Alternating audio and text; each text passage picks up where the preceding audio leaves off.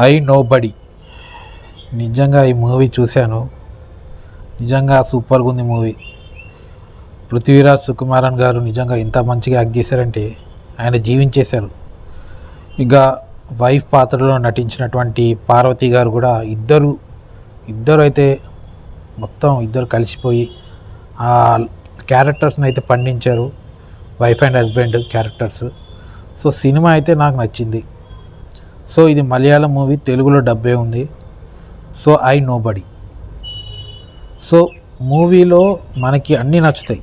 First half బాగుంది, second half బాగుంది, songs బాగున్నాయి, యాక్షను, క్రైము అన్నీ బాగున్నాయి అన్నమాట. స్టోరీ ఏంటంటే మనకి సినిమా స్టార్టింగే ఒక బ్యాంక్ రాబరీ అవుతుంది.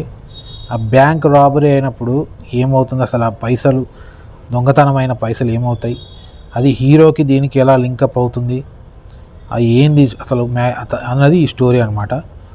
సో మూవీ ఓవరాల్గా ఎక్కడ బోరు కొట్టదు, అన్నీ కూడా బాగుంటాయి. సో యాక్షన్ బాగుంటుంది. నిజంగా అయితే మలయాళం వాళ్ళకి నిజంగా మెచ్చుకోవాలి. మలయాళం మూవీస్ ఈ మధ్య వచ్చే ప్రతిదీ కూడా కాన్సెప్ట్ అనేది కొద్దిగా డిఫరెంట్గా ఉంటుంది. వాళ్ళు కాన్సెప్ట్స్ అన్నవి కొద్దిగా కొత్తగా ఎంచుకుంటున్నారు. సో వాళ్ళ నుంచి వచ్చే ఏ మూవీస్ అయినా కూడా మ్యాక్సిమం నచ్చుతున్నాయి. సో నచ్చని మూవీస్ అంటే చాలా తక్కువ. సో అది మలయాళం మూవీస్ ఓవరాల్గా అయితే ఖచ్చితంగా బాగానే ఉంటాయి. సో మీరు ఖచ్చితంగా మిస్ అవ్వకుండా ఈ మూవీని చూడండి.